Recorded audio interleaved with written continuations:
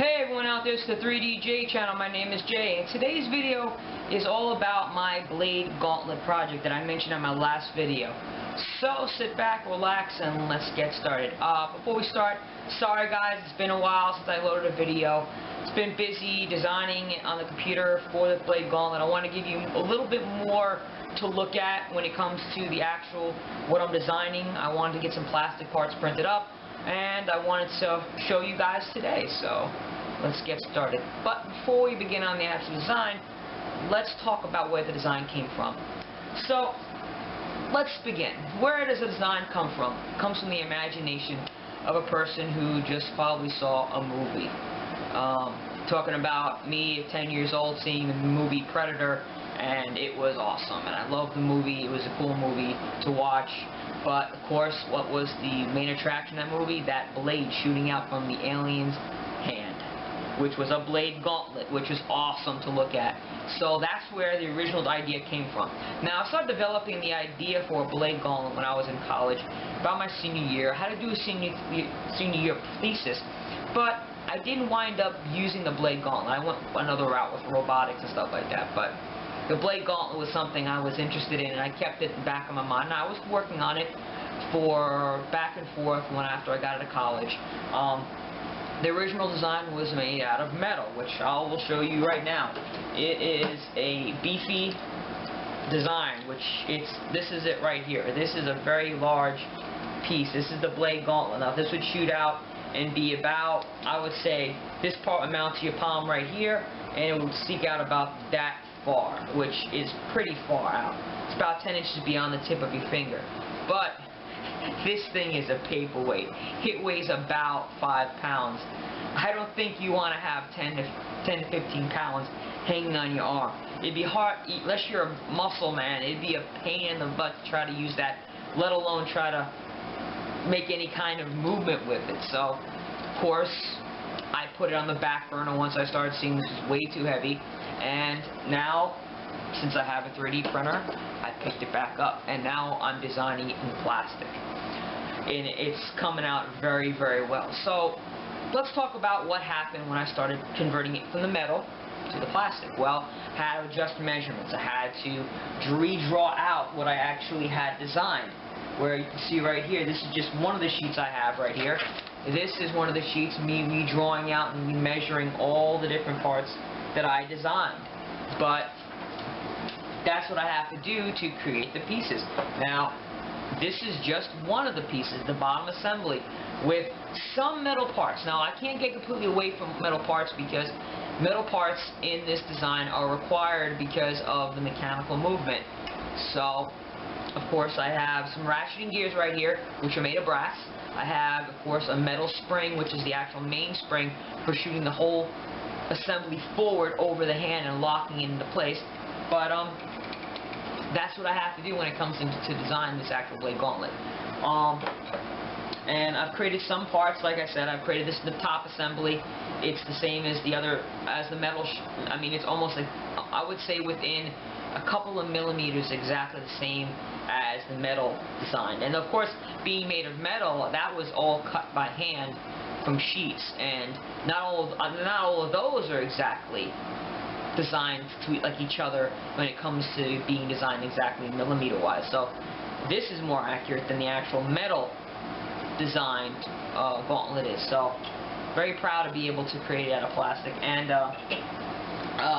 so like I said, the main problem I had when it came time to create the actual piece in 3D modeling software using 123 Design was measurements. I had to remeasure, I had to redesign, I had to, of course, come up with the shape and seeing how to get the shape to be formed in 3D design. Now, a lot of you guys out there who have worked in 3D design, I taught myself 3D design using the software and everything like that. I've taught myself how to use it.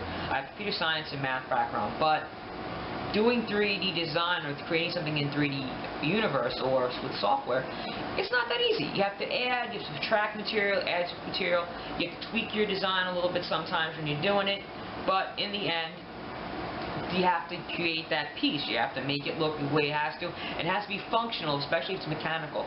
So, that's one of the things. And of course, I want it to look cool. So I had to make sure I get those curves in the right place, or I get that cross section or angle in the right place. So that's one of the things I had to tackle when I started designing this blade gauntlet in plastic. Another thing I had to definitely tackle was material. I printed this, which is the blade. This is a simple blade designed after a regular blade that you'd say out of a knife or anything like that, but it's made of ABS. It's not going to hurt anybody. It's blunted. It's not going to hurt me. Won't cut anything. But I made this out of ABS. Now the main body is made of PLA. The reason why I printed that out of the PLA is when I originally tried making it out of ABS, there was too much shrinkage, there was too much separation, and it wasn't working. Even with a lower temperature, and I was trying to go very low with the temperature so there wouldn't be that much warpage, it didn't come out clean. So I went with PLA, and that's what this is pretty much right here. It's PLA gray. Looks really good, it came out nice, and it's doing the job. But that's one of the things I had to eventually adjust for. And the way I have the settings set up right now on my printer, or my Cura for the printing of 3D objects, is that allows to print very, very clean in PLA. I mean, I originally first started printing in PLA, it was okay. Now that I figured out what I have to do, it's coming out perfect. Not much cleanup on these parts at all. And on this part right here, this little bracket piece, which I'll be talking about in a second, no cleanup, period. Printed on a raft with some support, popped it all off, and I got the piece, did not have to do a thing to this. But that's some of the hurdles I had to jump when it came to designing this in plastic. Now, the main reason, like I said to you guys, I designed this is for cosplay, so the whole thing is going to be a really cool cosplay. It's going to look very close to what you saw in the movie Spawn, where you got the long sleeve, very wide, and then you see somebody's part of their hand, and then out of nowhere a blade just suddenly erupts out of the sleeve, and you got this about 10 inches from your fingertips. You got this two beautiful blades just there, and it looks cool. It looks awesome. It's my rendition of Wolverine, or my rendition of a character that I want to create. But it's still, like I said to you guys, this is an ongoing project, so it's gonna take a little while, but I will get this going when I will show you a final working product or project piece at the end of hopefully all these project videos for the Blade Gauntlet. But before we get into what's going on, go into the next section, or talk about any future videos, take a look at this video real quick. I did some B-roll of me designing just a very small piece of that little bracket I just showed you, and take a look, and I'll be right back.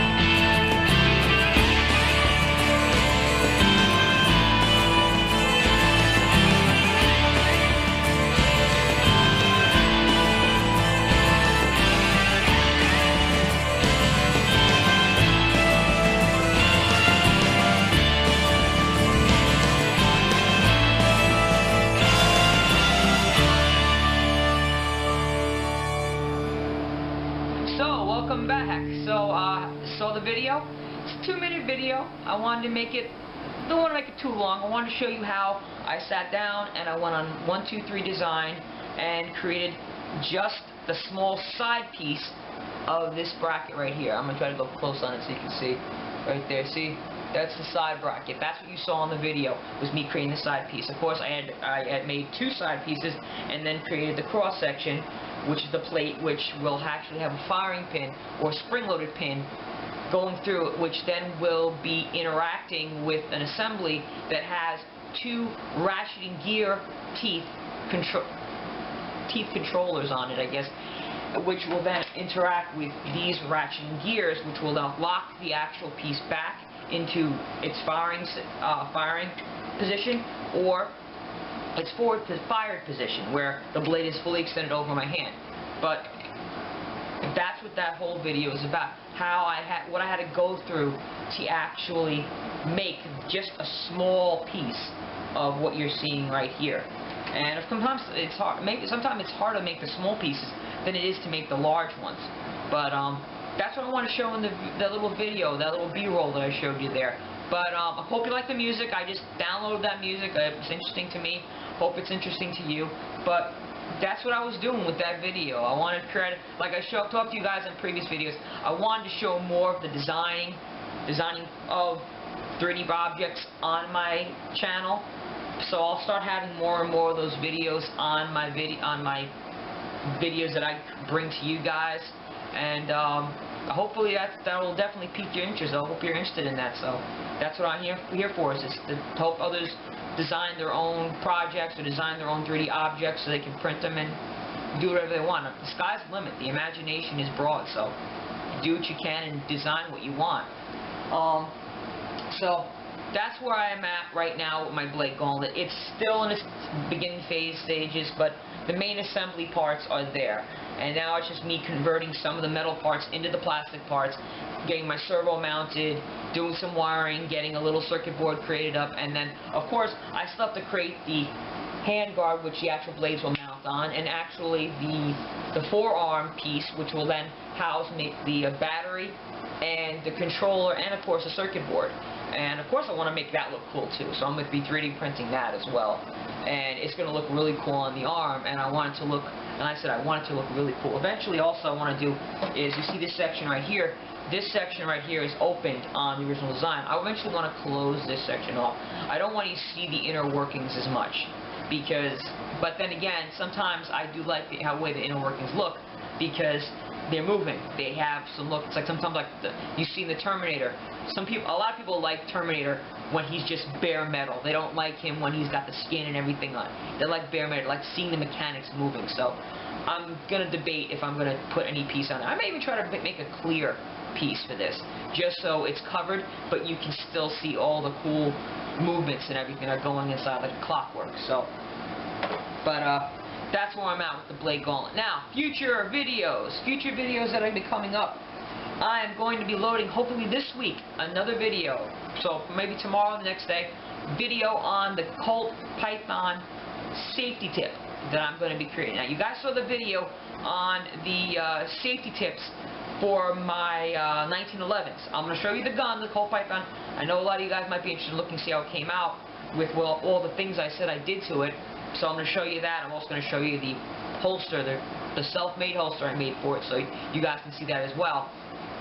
And I'll maybe even do a B-roll on that of the actual gun in the holster and how it comes out and how it looks on my thigh and everything like that. But that's one of the things, hopefully, with future video.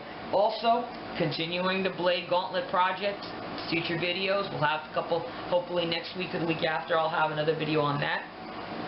Also, Sub-Zero video, Sub-Zero project, that whole costume I'm trying to create for my friend. I have nothing updated yet because my friend has not seemed to come over and allow me to do some measurements and some adjustments to the mask. So it's like, okay, that's on hold until he gets his butt over here. So hopefully he's watching this video and will realize he has to get his butt over here if I'm going to create that video for all you to see. And in the next video, I will be calling him out if he does not answer me soon. But I will hopefully have a future Sub-Zero video showing how the mask is progressing and what I'm doing to the mask to make it look really cool. Of course, before I sign off, also I want to mention, in collaboration right now with a great guy named Bert from Pixel Armory, and I just sent him a message back out. He messaged me a while back. I haven't been on the YouTube for a while, so I didn't see he commented me. I commented back to him, and hopefully I'll hear from him soon about maybe doing some kind of collaborative either video or project going back and forth, so we can both build each other's channels and hopefully bring more content to you guys out there. And I can show you more of course, any kind of project I'm working on. I'll try to also show you screenshots of the actual design taking place on the computer, so you can see more of what I do and how hopefully it helps you guys figure out how to design some of the ideas that you've imagined or created. So, like I said, hopefully soon me and Bert will connect and we can start working on something together. And that's pretty much it, guys. That's pretty much my video for today. Guys, please, comments. Tell me what's going on. What are you interested in? What do you might want to see on my channel? What products do you like? Come on, start saying something. I mean, let me know what you think. Please subscribe. I already threw out that whole challenge over there. I have it over here. I have the underwear, the Japanese underwear, or I forgot the name of it. I already said it. It's the loincloth. I have one. I already challenged you guys. If I get the subscribers I asked for and I get the likes I wanted, I will wear that loincloth on one of these videos. But you have not done it, so guess what? I'm still safe, and I'm laughing because I'm not doing it for you guys. But if you want to see it, subscribe, like my channel, and of course, guys, share my channel. Also, wanted to add before I go, I finally have a profile on thingiverse. It is 3DJ, 3DEJAY on thingiverse. I'm going to be uploading the 1911 tips onto there. Hopefully the Colt Python tips on there, and of course the Blade Gauntlet will eventually be on there. Until I get it fully functional and working, I don't want to upload any of the models yet because it's not done. It's a work in progress. I don't want to upload something, then you guys print out those parts, and then the parts have to be reprinted because I had to adjust something to make the mechanics work. So that's something that's in the mind. So guys, before I sign off, please like, share, favorite, subscribe, and comment on my videos. And I will see you in a future video. So guys, have a great day, and I'll see you soon. Bye.